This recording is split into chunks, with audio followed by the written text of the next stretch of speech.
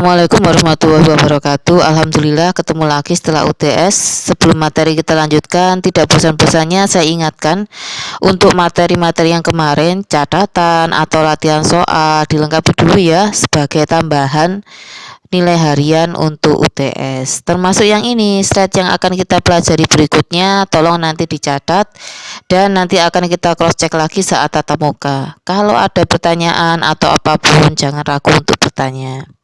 Oke, kita masuk pada materi baru yaitu peredaran darah manusia atau mungkin bisa dituliskan dengan sistem sirkulasi. Kalau sistem sirkulasi nanti jabarannya luas ya, jadi bukan hanya peredaran darah tapi juga peredaran limfe. Untuk kali ini kita fokus pada peredaran darahnya dulu. Oke, kita masuk pada slide 2. Di slide 2 ini kita jabarannya pada makhluk hidup, jadi bukan hanya transportasi pada manusia, tapi makhluk hidup secara umum. Jadi kalau pada manusianya itu ada sistem sirkulasi manusia, tapi kita fokuskan pada peredaran darah. Sedangkan nanti pada tumbuhannya itu kita akan membicarakan tentang peredaran air dan mineral dan hasil fotosintesis. Kalau sirkulasi pada manusia sepertinya pernah ya dulu, kelas 5 apa kelas 6 dulu. Kalaupun nggak ingat semuanya, pastilah ada yang diingat sedikit-sedikit. Oke, nanti apa sih yang akan kita pelajari? Kita akan belajar tentang komponen-komponen peredaran darah. Di situ ada darah, ada penggolongan darah, dan juga pendukung peredaran darah, misalnya seperti jantung dan macam-macam pembuluh darah yang kita punyai. Oke, kita masuk pada slide 3. Ciri peredaran darah pada manusia, yang pertama adalah kita itu peredaran darahnya tertutup. Apa maksudnya? Maksudnya adalah bahwa darah selama dia beredar di dalam tubuh manusia itu selalu berada di dalam pembuluh darah. Loh, berarti ada peredaran darah terbuka? Ada. Contohnya pada belalang. Jadi belalang itu peredaran darahnya terbuka. Kalau kita tertutup, jadi berpindah dari satu pembuluh darah ke pembuluh darah yang lain. Ciri yang kedua adalah peredaran darah ganda. Ganda di sini artinya adalah satu kali beredar, darah itu akan 2 kali melewati jantung. Atau nanti kita bedakan menjadi peredaran darah kecil dan peredaran darah besar. Detailnya nanti di bagian jantung ya dan bagian-bagiannya. Intinya adalah kalau dia peredaran darah kecil itu dari jantung dia akan menuju ke paru-paru dan kembali lagi ke jantung. Kalau peredaran darah besar berarti dia dari jantung ke seluruh tubuh dan kembali lagi ke jantung. Sedangkan komponen yang kita pelajari pada peredaran darah kali ini adalah darah itu sendiri, jantung, dan pembuluh darah.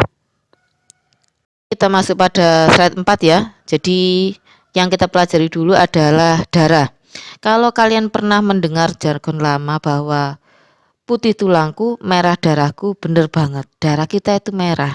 Jadi nggak ada istilahnya darah biru. Itu adalah konotasi saja ya. Jadi kenapa darah kita merah? Ternyata pada darah kita itu ada yang namanya protein hemoglobin. Nah, di protein ini nanti ada zat besi dan juga protein inilah yang membantu kita untuk mengikat oksigen. Sekarang komposisi darah secara umum, ternyata darah itu ada bagian yang cair atau kita kenal sebagai plasma darah dan juga ada bagian yang padat kita kenal sebagai sel darah. Dia terdiri atas 55% cairan darah dan 45% sel-sel darah. Dan plasma darah itu sendiri atau cairan darahnya itu terdiri atas air otomatis ya. Ada protein, misalnya seperti fibrinogen, lalu protombin dan seterusnya. Ada garam mineral dan zat-zat yang juga diangkut oleh plasma tadi. Namanya juga bagian angkut-angkut ya. Maka di sini ada zat yang masih dibutuhkan oleh tubuh dan ada juga zat yang harus dibuang. Yang masih dibutuhkan oleh tubuh itu contohnya misalnya sari makanan seperti glukosa, asam amino. Sedangkan yang harus dibuang itu misalnya zat-zat yang sifatnya toksin atau racun ya. itu nanti akan dibuang dari tubuh, misalnya seperti urea.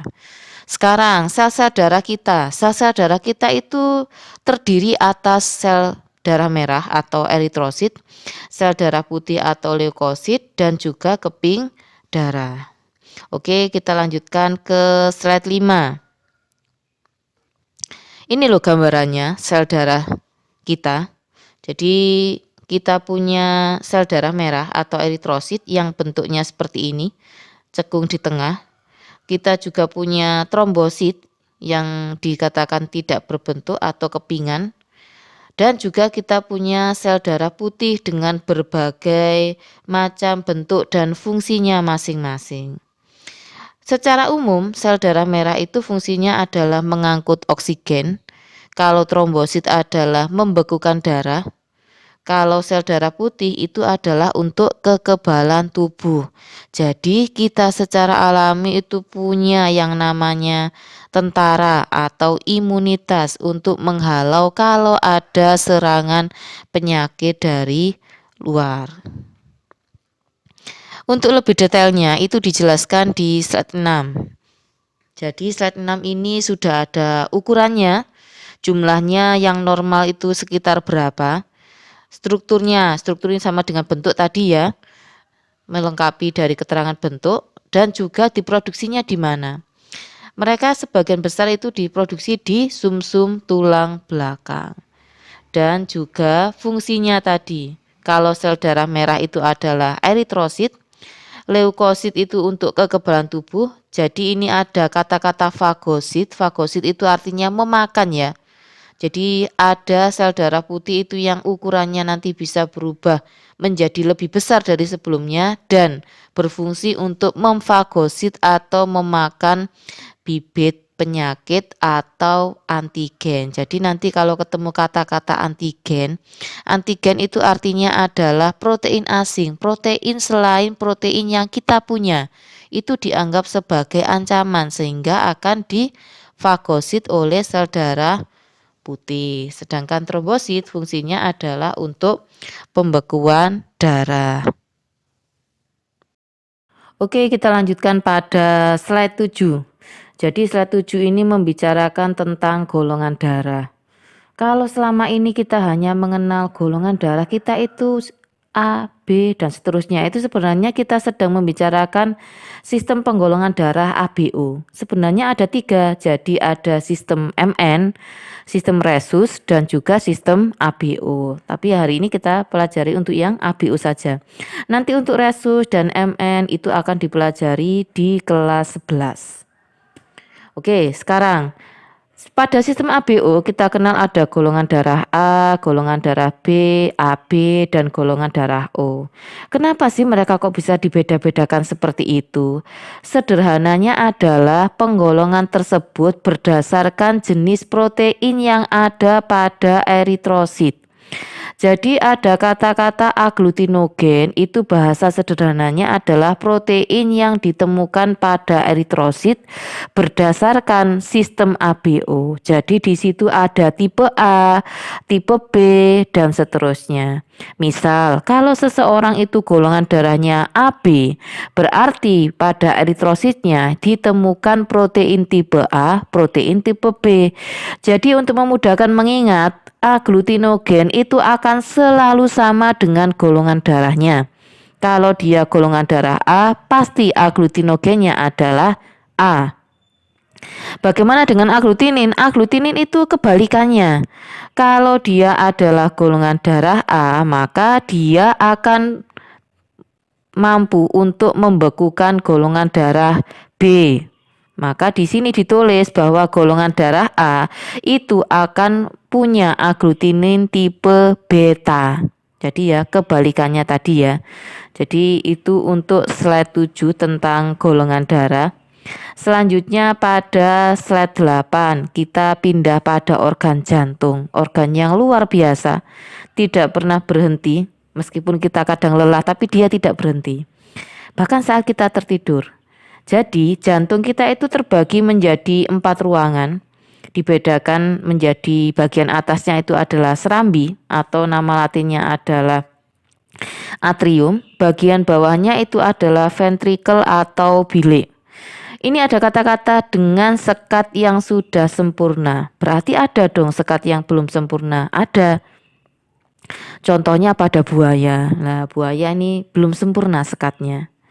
Denyut jantung setiap orang itu berbeda-beda, jadi tergantung pada usia, berat badan, jenis kelamin, dan jenis kegiatan seseorang. Contoh sederhananya misalnya, kalian lari-lari, terlambat misalnya. Meskipun nggak semua ya yang terlambat itu lari-lari.